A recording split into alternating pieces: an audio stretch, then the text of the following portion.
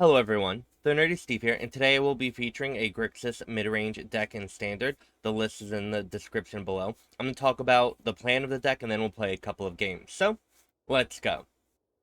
First, what I mean by mid-range here is that we want to really trade 1-for-1 in the first couple of turns, maybe with, removal like Cut Down Voltalic Surge, or even a Bloodtithe Harvester.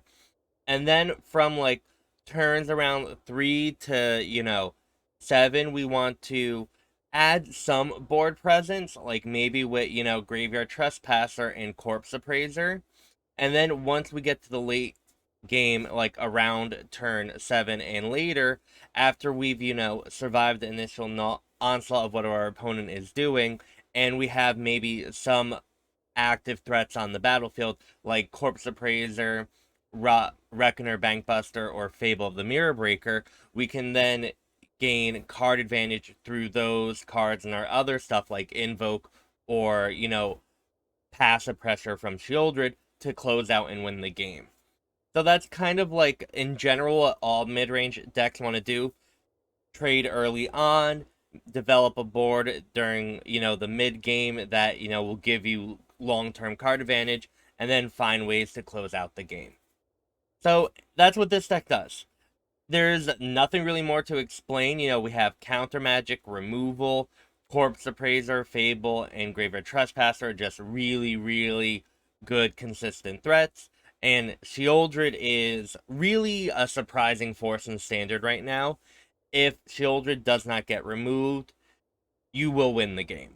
Like, it increases your clock so quickly, and with a lot of incremental card draw from blood and a lot of other things going on, it really, really stops your opponent from being able to, effectively cast their cards. And then we also have Invoke Despair as a really, really powerful, amazing removal spell that can get rid of a lot of stuff and draw you back into the game when you think you can't win anymore.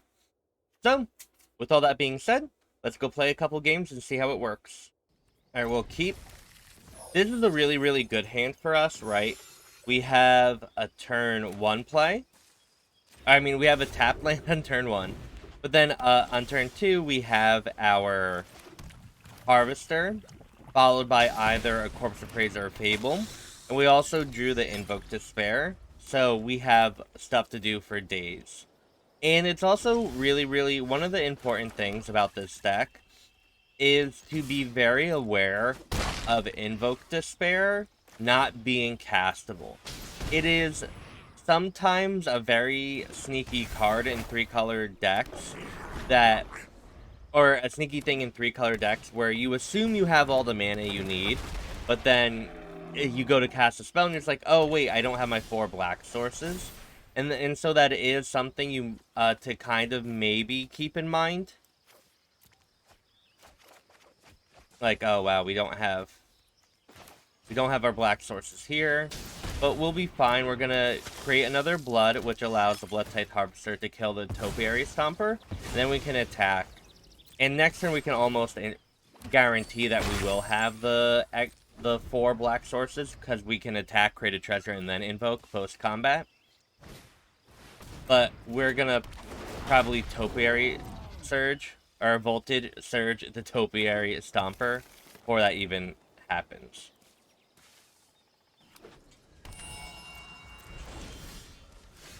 Again, not drawing lands is a little unfortunate, but we'll be fine. So we do that, gonna sacrifice a blood. Reckoner Bankbuster. Our opponent is Bant colors, and we are kind of afraid of a farewell here. If our opponent went another white mana, that would have been really, really bad for us.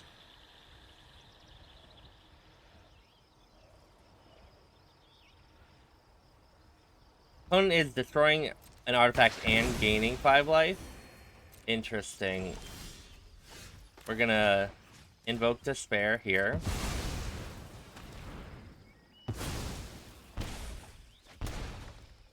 Would have loved, we have not seen a land. We want to crew This is also something that is very, very easy to miss out on a couple points of damage over the game. We could have just attacked with both those creatures, right? The Bloodtithe Harvester and Goblin Shaman for 5. But by crewing the Harvester into the Bankbuster, we're dealing 1 extra point of damage. And that is something that's very easily overlooked. Our opponent is gaining 5 life and creating a Rhino. Alright, and this is what I'm thinking of. So our deck has very few lands that don't add black mana. So that's what allows us to regularly cast Invoke, but there are, you know, a couple mountains and Shivan Reefs and stuff like that. So it is, like, just something to be aware of.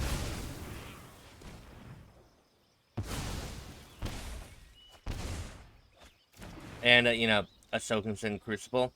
Now we have to figure out, I don't think it's worth attacking here.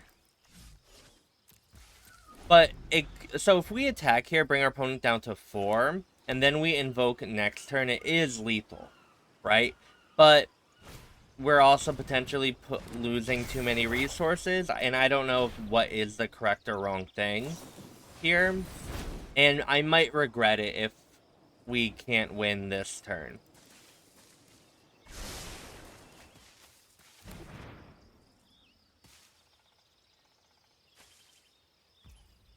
I mean, we won't know what our opponent has, but that was a line. I was being a little conservative.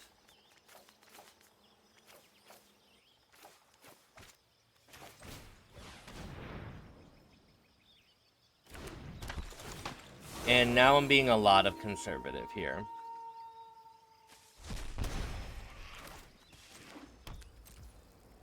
I'm not going to do anything. We'll leave up our Make Disappears, which are very bad right now, because our opponent has literally a billion mana. But cycling, that is good. We will draw a card with Bankbuster.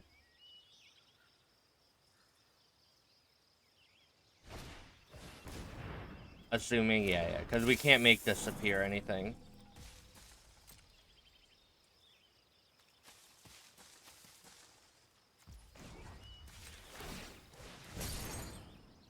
I would love to draw a land. Alright, we drew a land. Let's see what Invoke does.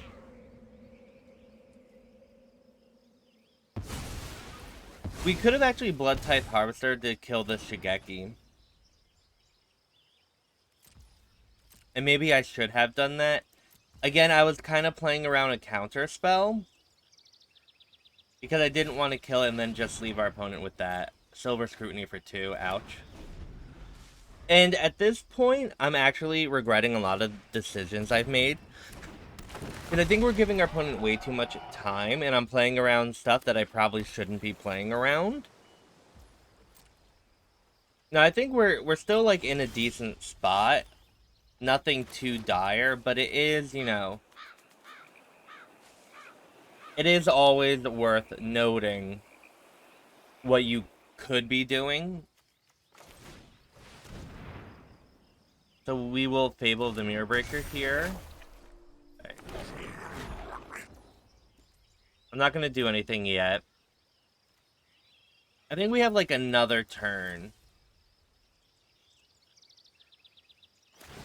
Boseiju? Okay, I'm fine with that. I would love a land, actually.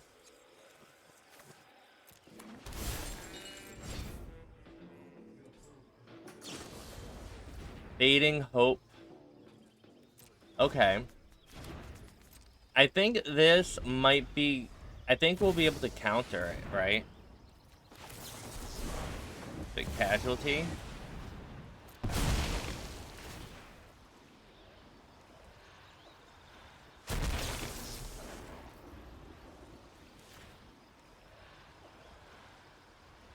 Please.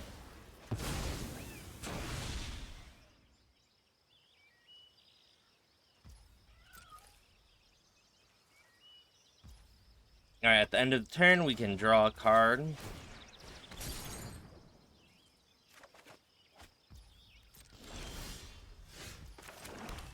Alright. We can Meathook for 0. Because we are going to alpha attack here. And now, if our opponent blocks a creature, we will still trigger the Meathook for 1 life loss here. Fading Hope is fine.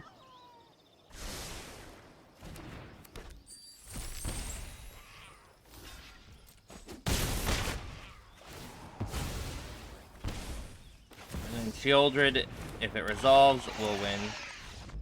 GG. Okay. We have all of our colors, which is good, but we also have very, very close to Invoke mana. And now I think I want to Reckoner Bankbuster here. I'm not sure. We don't know what our opponent is on or what they're doing, but I think I want to get the card draw as soon as I possibly can here. Mainly because if our opponent is also a blue-based deck, Sheoldred might be fantastic. Right? But also having a resolved Bankbuster is going to help us stay above our opponent's counter magic, as we really need to hit all of our land drops. I'm going to pass again, because while we have stuff to do with Reckoner Bankbuster, I'm much more okay with doing that. Like, it's not just, we're not wasting our turns, I don't think.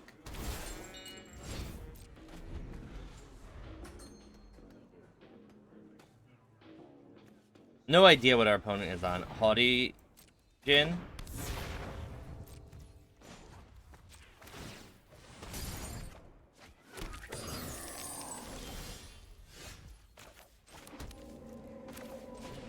Let's see what's going on here.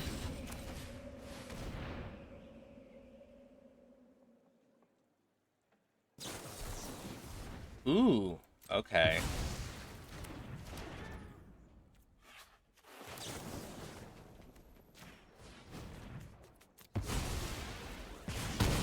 Do that, and now we can attack for 4.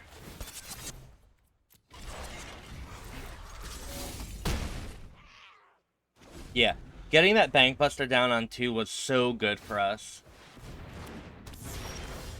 Now...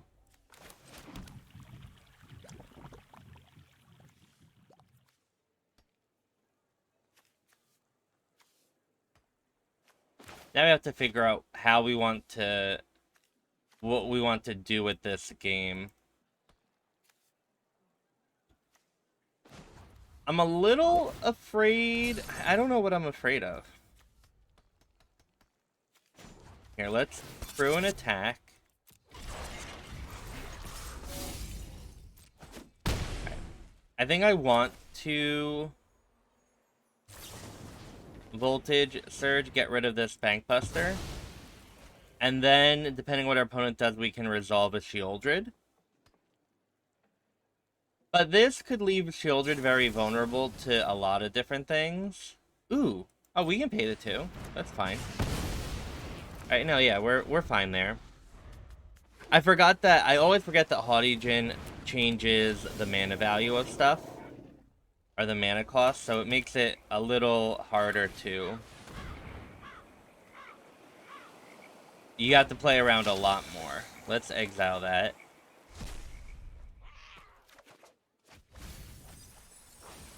We really want to, like, hit all of our land drops that we possibly can. And our opponent countering that is so fine, because now we have Graveyard Trespasser.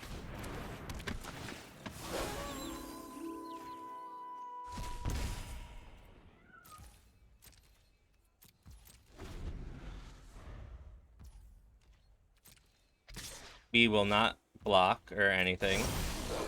Ooh.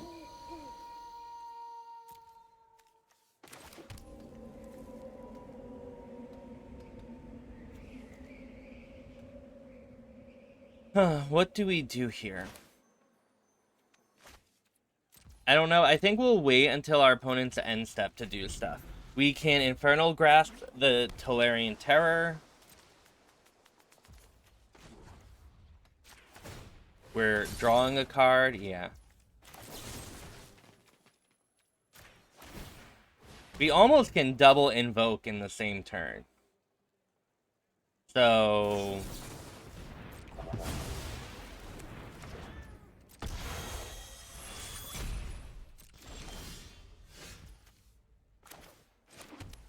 now we can't.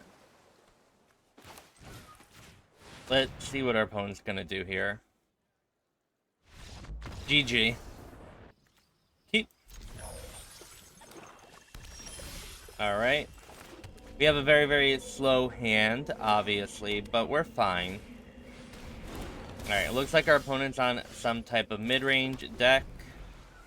Not being able to have a turn to make disappear makes this very, very sad for us, but hopefully we can work it out.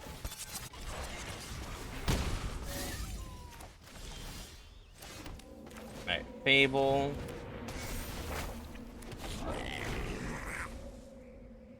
And now what do we do here is the... well, if our opponent doesn't have anything, so if our opponent has 4 lands in hand, we're in a much better spot.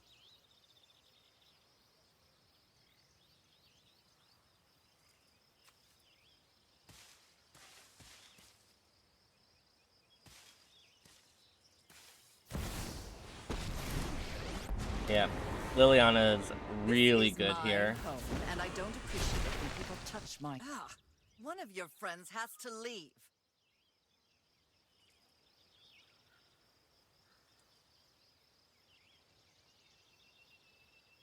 Opponent's gonna Bankbuster again for 4, so we go to 12. And then what do we do now?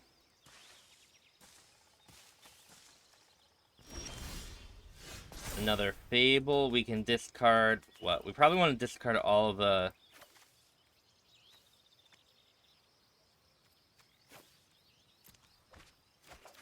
alright.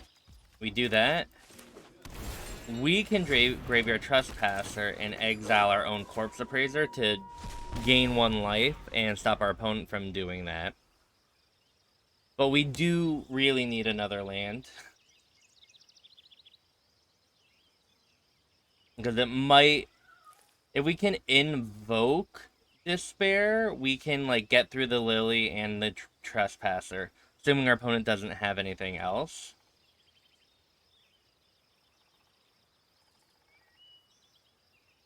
If not, we're in a very, very bad spot. You won't be outsmarted. I think I want to discard a Fable. Maybe I should have discarded an Invoke Despair.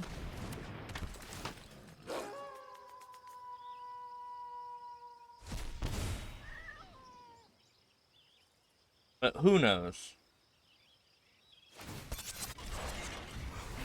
Oh, this is good. Because I think we have to block here. 8. We need an untapped land, thank you. So we have Fable. Then we get to invoke our opponent, getting rid of a Trespasser and a Liliana.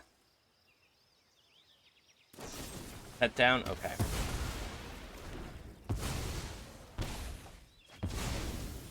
Meathook is really, really important for us right now. Because we need to find ways to gain life.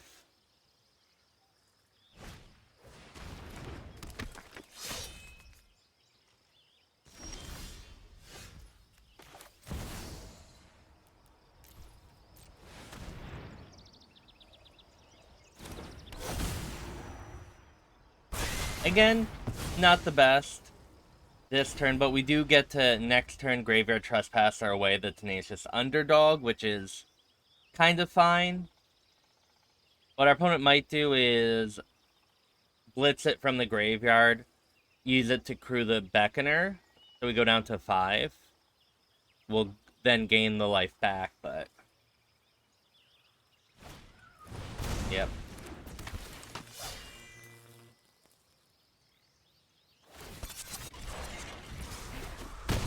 Five.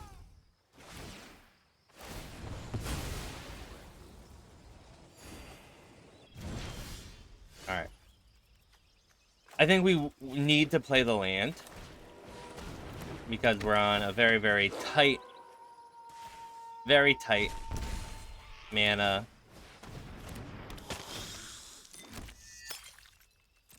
And next turn we can invoke. But I'm still scared a resolved Sheoldred would be disastrous for us. A Meathook sucks a lot, but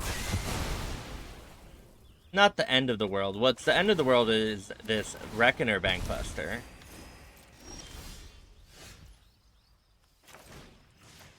We need to do this.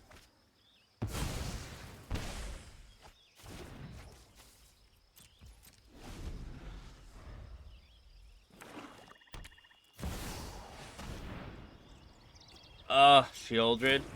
Are we dead here? We go to 3.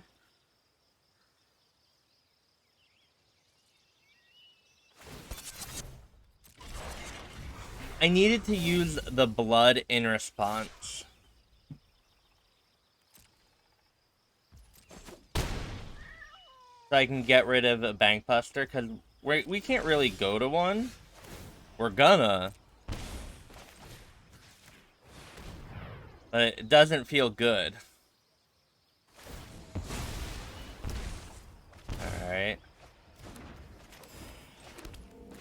I think we need to Bloodtithe Harvester. Have something out on the battlefield. Our opponent, what, has removal for it? Got it. If our opponent drew a creature, we're dead. Oh, or invoke. No. GG. That was close. Well, everyone, thank you for watching me play some Grixis midrange in Standard. This deck is great.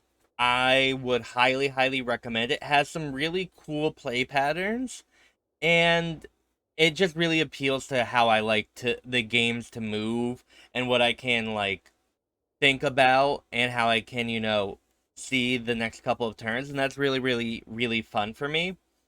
I do think there is a lot of different variations. There are a lot of different variations on this deck, and I think there's a lot of merit to all of them.